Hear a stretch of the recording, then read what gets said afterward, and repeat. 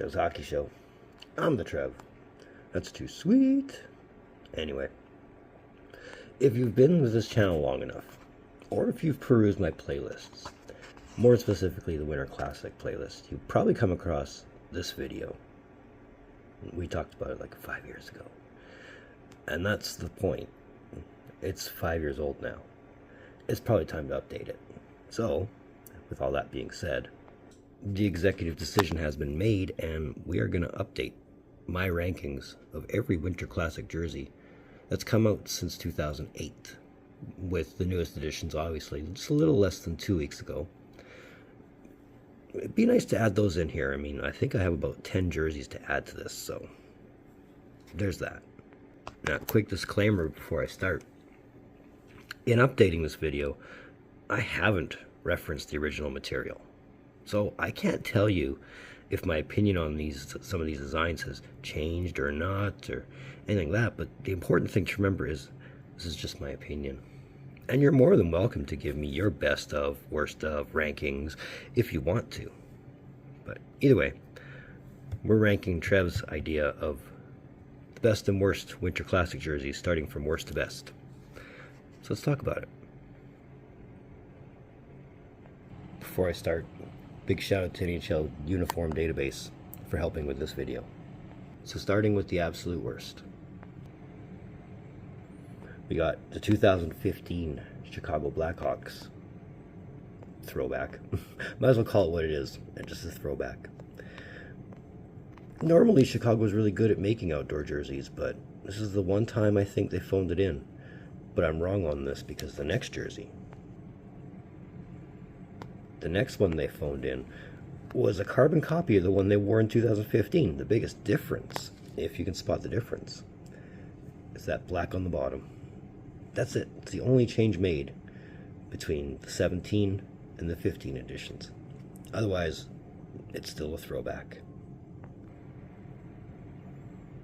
So for the next one, the inspiration came back from previous designs, but also became a preview of what the Flyers were going to wear after this season. Apparently this jersey was such a hit, quote unquote, that it became relegated to full-time road jersey.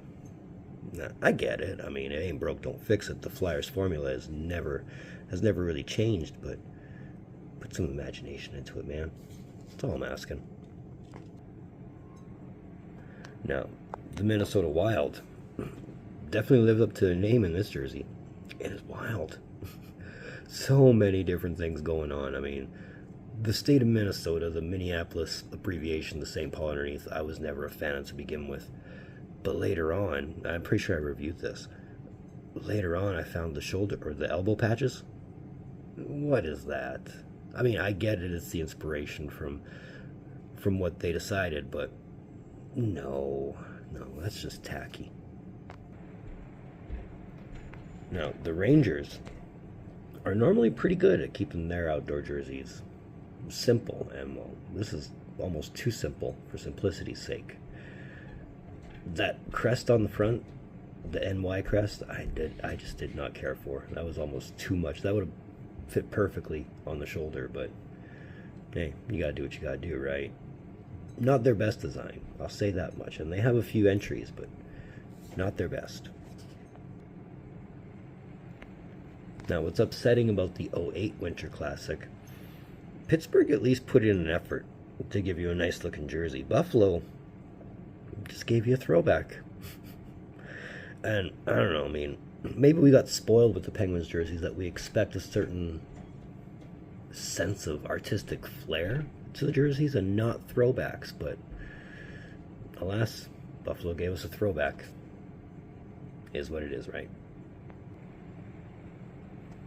Now, I almost want to say see previous statement, because again, we got a throwback. And again, it was against the Penguins, and again, the Penguins gave us a nice jersey, whereas the Capitals gave us a throwback. Now, they would rectify this later on, but I was hopeful for so much more. I really was. But again, it's what it is. See, Nashville is a weird case in the sense of I don't like any of their outdoor jerseys. Any of them. And they've only got two. And the biggest reason, and I've been very vocal about this in any jersey preview I've done, the font. It doesn't need to be a font. A logo would suffice, and it's not like Nashville doesn't have anything they can dip into the well to make a logo. I mean, the shoulder patch would have been an awesome logo for all I care. Just not something that's so basic that just says Nashville Predators. Come on. You gotta do better than that. One of the newer jerseys, and yeah, I'm putting it this low on the poll. Same thing with the Predators. I'm not a fan of the font. I'm not a fan of words. I'm a fan of logos and symbols. And yeah, they didn't have much to deviate from aside from the blue note, but they could have made it into something. I mean, the blue note would have fit perfectly there, even if it's an old watered down one or a new stylized one. I mean, if you wanted to keep it vintage, then obviously make it look vintage, but no, not liking it. Now, for the Flyers' second go-around in the Outdoor Classic, they actually did a better job. I mean, this one actually looks better than the first one did. And I mean, I'm not saying it's a big improvement. I mean, if they would have went the way of the Quakers, instead of, reimagining, it would have been awesome. But this is the nicer of the two, and it's still pretty far down on my list. But again, it is the Flyers. So should we be terribly surprised? I don't think so. Now, if I want to say one good thing about this Maple Leafs jersey, is the fact that it fit the contrast of color versus color very well in that game. But, again, we get a throwback.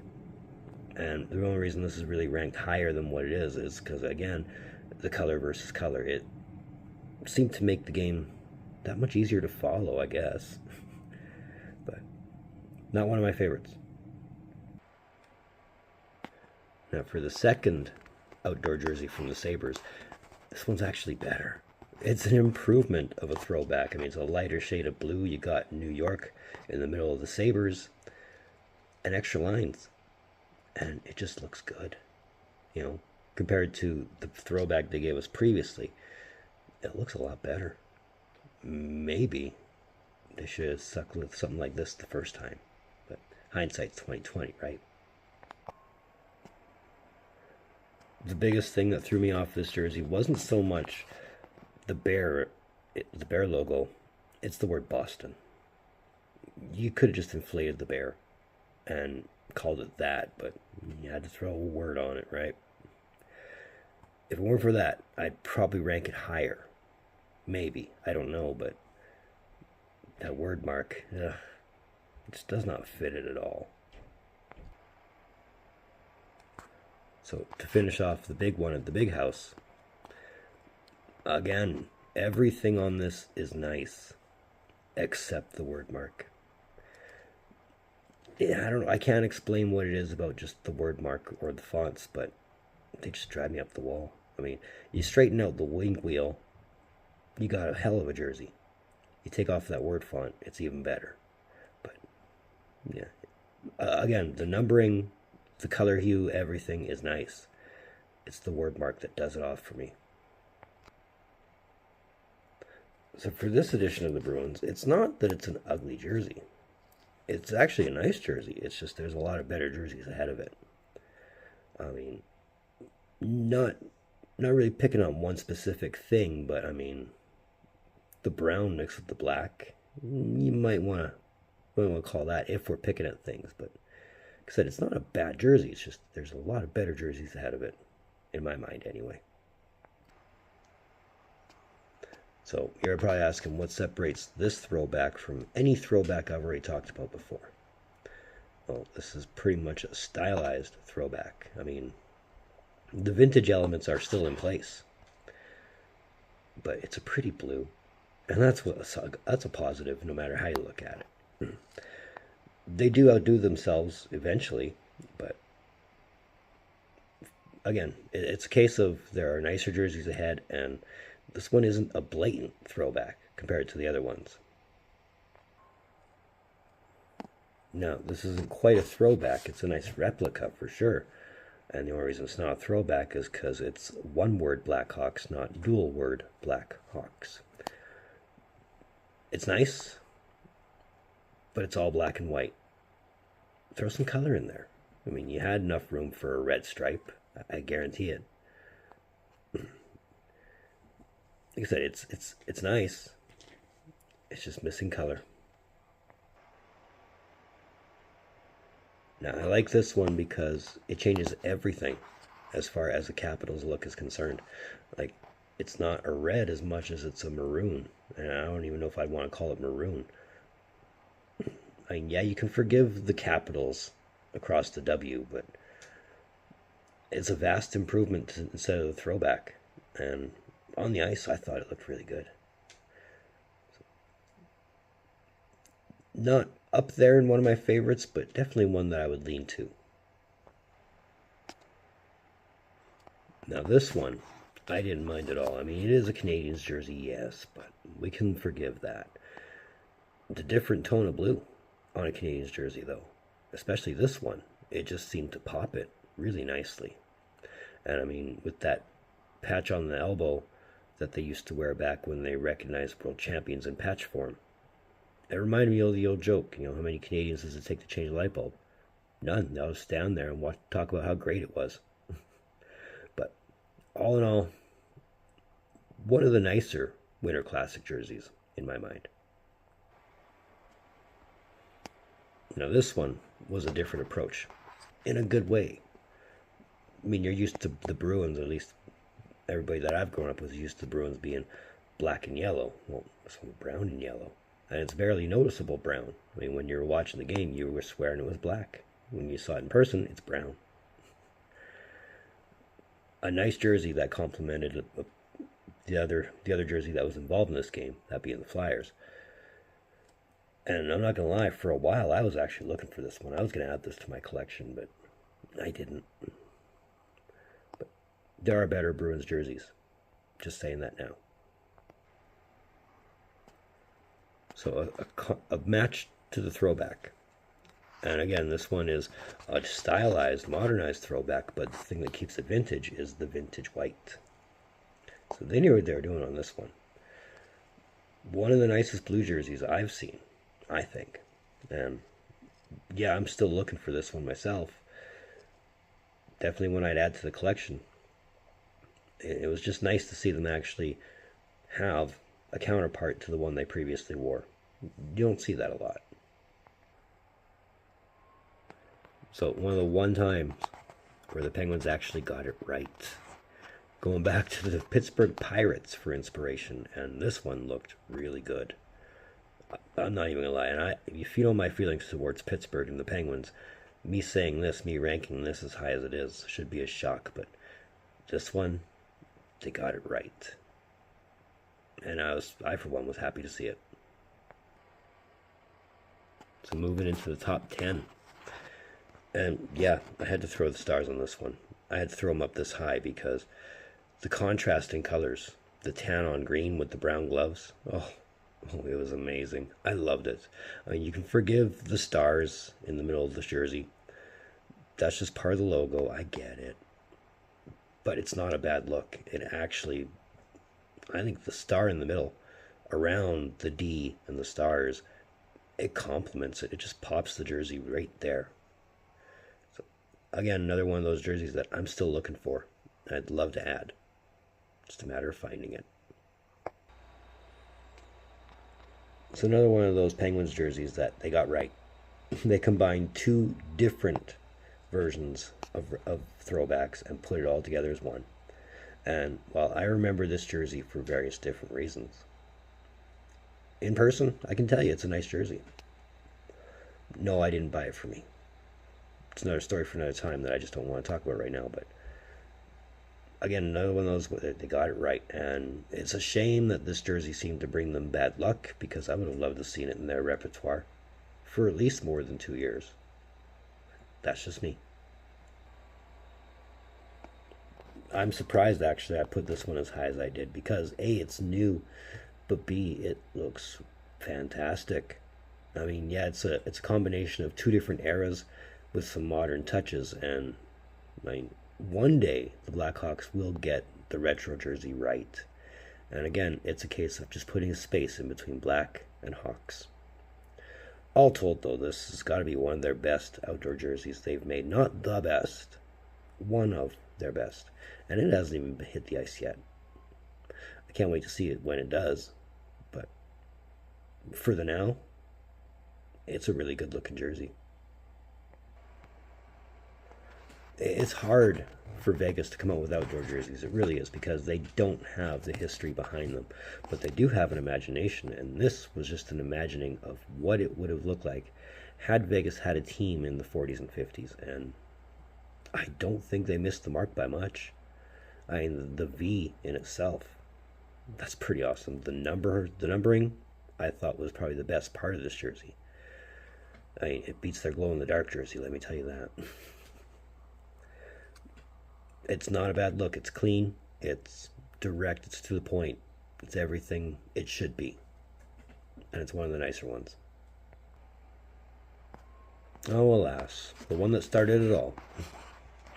Naturally, this was always going to be ranked high.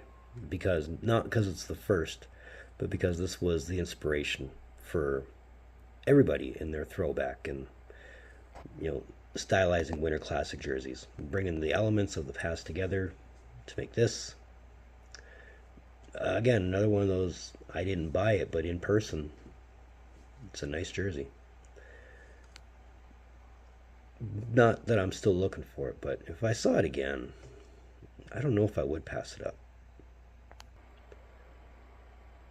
Alright, into the top 5. We're starting off with the 2012 Rangers. And I did say the Rangers have nicer jerseys. This is one of them. I mean, most of their jerseys are, Stadium Series jerseys, but they nailed it with this one. I mean, yeah, you don't see the crest every now and then, but to add the vintage crest onto vintage white with that jersey, it was beautiful. It was beautiful. I'd love to own it. I really would, because it is by far, next to Lady Liberty, one of the best jerseys the Rangers ever made. Again, Chicago makes nice outdoor jerseys. Here's another one. Not their nicest outdoor jersey. I'm sure we'll talk about that when we get to the Stadium Series update. But the contrast of colors, the fact that they actually made the logo look vintage, despite not having that space in between black and Hawks. And I don't know if they ever realized that, that would make all the difference in making a really good throwback. Just the way this jersey accents the Blackhawks. I mean, at the time, it was a good identity jersey for them, that's for sure. One of the nicer ones. Now, being this one is so close to my favorite Bruins jersey of all time, that being the NHL 75th anniversary jersey that they had the original 6 teams wear, of course this one was going to rank high. Of course it was, because it reminds me an awful lot of it. I mean, obviously there's differences in between them, but this jersey is sharp. I love it. It doesn't say a lot, but it says everything. And the fact that it keeps to the Bruins colors, I mean, the black looks brown, because it's kind of a light blackish brown, if that makes any sense. It's a nice look. It's crisp. I couldn't ask for anything more. Now, if I wasn't so biased, this would be number 1. But because I'm biased, this is number 2. And again, much like Chicago, you don't have to ask for much to have a nice Detroit outdoor jersey. I mean, it says everything without saying too much. And I've always been of the nature or of the mind, if Detroit ever does do throwbacks, they need that kind of a style of the letter D in it. I mean, you could take out the barber pole socks, but the barber pole socks actually kind of make this look what it is. And it's a pretty nice look. I gotta admit, those are solid jerseys. I mean, come on, I did just say I'm biased. So how could this not be number 1? I mean, the nice nod to the Metropolitans without going complete Metropolitans and keeping it in the style of the Kraken. Come on, it gets no better than that. You can't ask for a better complement to a throwback than that. And, the fact that the first outdoor shutout in Winter Classic history, not in outdoor game history, the first Winter Classic shutout came in this jersey, and it just happens to be Seattle. Of course it's number one. I mean, where else was I going to put this, right? I mean, I'm not going to lie. If it sucked, I would have going to definitely said it sucked. But this jersey does not suck. This jersey is, masterpiece right there. I'm loving it. I'm still looking for it. I'm still looking for the reverse retro too, but that's beside the point. Of all the outdoor class, or of all the Winter Classic jerseys, this is hands down my unbiased favorite jersey. Feel free to give me your favorites, least favorites, your rankings. I'd love to hear it. So that's another one of them Trev's hockey shows. I want to thank you for tuning in. Don't think I don't appreciate the gesture, especially if you've made it to this point. And if you have made it to this point, just know that I am grateful. I really am. Feel free to give me that thumbs up if you're here. If you want to say hey, if you like what I'm doing, just to let me know you're here, give me a thumbs up. I would appreciate that. You know what else I'd appreciate? That red button that says subscribe all over it. Come on, you know you want to hit it. I know you want to hit it. The algorithm knows you want to hit it, and we're on that mad dash to 500, and I don't know if we're going to hit it in the next 28 days, but we're already at 275, and for everybody who has jumped onto this point, thank you very much. Know that you have my eternal gratitude. If you want, there's a link in the description. Take you to my Facebook page. I'd love to build an audience there too. Let's move forward. Well, I got lots of recording to do this month, so this one is not pre-recorded. Just know that a lot of the other ones coming after this, with the exception of the Four Nations face-off videos, those will probably all be pre-recorded. But either way, in the meantime, and in between time, be looking for viewers from the Trev. Later.